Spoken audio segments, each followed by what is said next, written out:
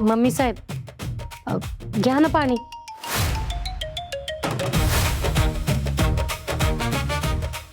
माया, घे पाणी. त्या घरात पाणी काय, वारा बी काय मला. वारा बी नको आणि पाणी बी नको. ठीक आहे, प्रभ्याच्या विहीनबाई एखादं जळतं लाकूड घेऊन या. ते कशाला? तुझ्या तोंडाला डाग द्यायला. हो, हे अति होते बर का. अति तू करतेस. त्या एवढ्या प्रेमानं तुला पाणी देत आहेत आणि तू पाण्याला नको म्हणतेस. मेलेल्या माणसाला बी पाणी पाजायची संस्कृती आहे आपली आणि तू पाण्याचा अपमान करतेस. नरकात बी जागा मिळणार नाही तुला. हे बघा तुम्ही. प्रभ्या, तिकीट काढायचा. हो काका.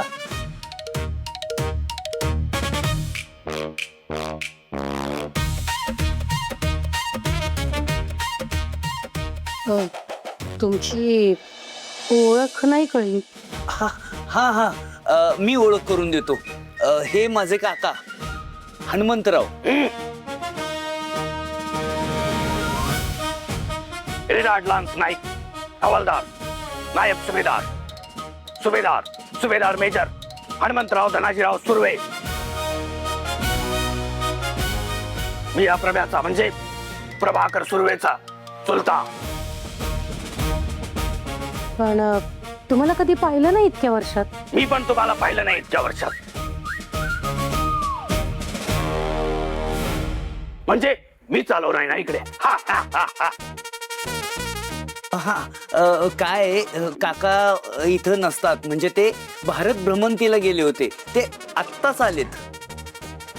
काश्मीर पासून कन्याकुमारी पर्यंत पायी प्रवास केलाय मी. 31 वर्ष झाली आता.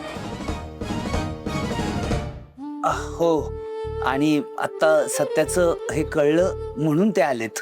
हा, होय, मी सत्याला कधी भेटलो नव्हतो, पण प्रभ्याकडून मला त्याचे सगळे प्रताप कळायचे. लय गुणाचा होता माझा नातो.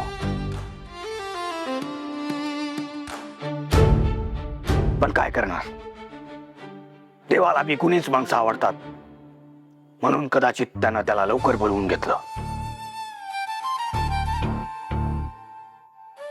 आता जे दुःख झालं ते आपल्याला पुसता येणार नाही.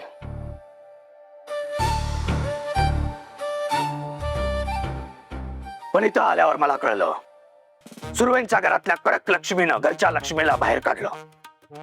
ऐकून लय वाईट वाटलं.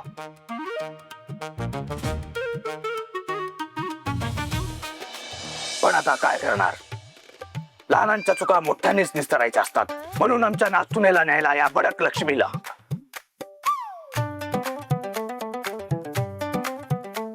काय बोललो मी? बडक लक्ष्मी. ऐ, कडक असतं ते, कडक. तुझ्या कानाचे पडदे फाटले काय? अति उत्साही कार्यकर्ता उलटी करणारी बाई.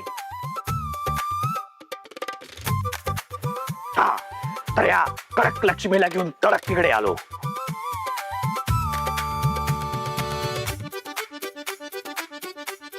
ए, तुला काय झालं रात्रीत काय? ते ऐ, दात काढायचे असतात, आनंदी राहायचं असतं, हसतमुख असावं, तुझ्यासारखं नसावं. आलं का ध्यानात?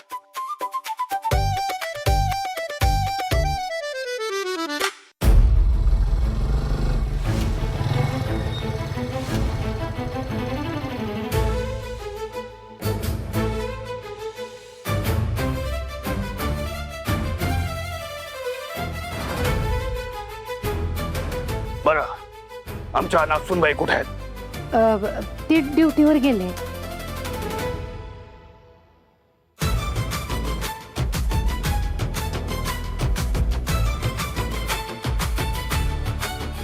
हे बघा, आलीच मंजू दीदी.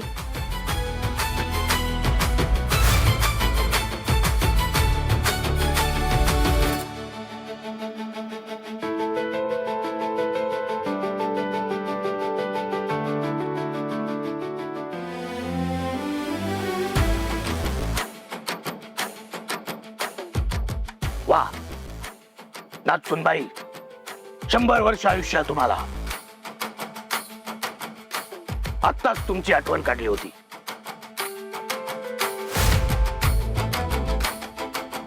मंजू जा, जाऊन फ्रेश वन चेंज करून ये. हं?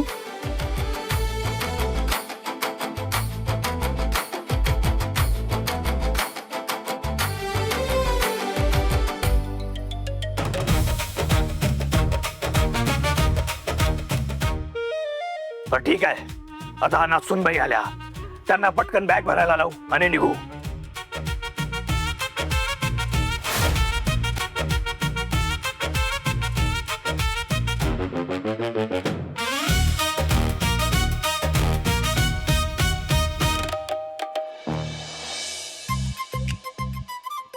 दीदी, अगं काय चाललंय हे सगळं?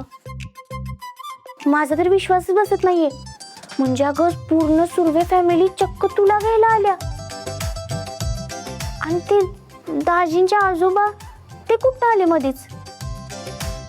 अगं मम्मी साहेब पण त्यांच्या पुढे गप्प बसतात. ही तर त्यापेक्षा जास्त कमाल झाली. आणि कसं काय हे सगळं शक्य आहे? म्हणजे विश्वासच बसत नाहीये मला. तुला कसे घ्यायला आलेत? तुझा आईला मदत कर, जा जा पटकन. अगं तिथे काय मदत करायची?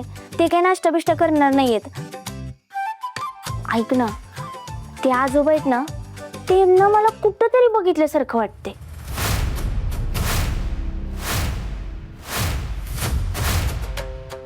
काय ग, सीमेवर गेली होतीस? सीमेवर मी कशाला जाते? मग नको तिथं नाखुपसाची काही गरज नाही आपल्याला. ते आजोबा कित्येक वर्ष भारत भ्रमंतीवर होते, आताच आलेत. तुझ्या ओळखीचे कसे होतील? अगं पण त्यांचा चेहरा जरा मला ओळखीचा वाट. असं नाही तसं नाही, कानी जा, आईला मदत कर. अगं जा दीदी- म्हणते ना, जा पटकन.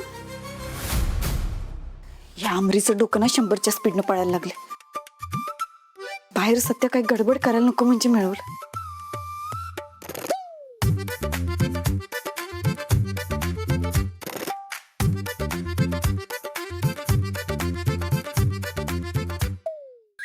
मम्मी खरंच भारी बनले. खा तुम्ही पण.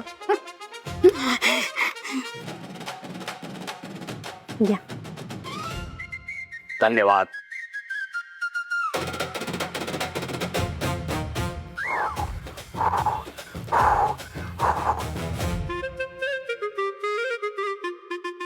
वा,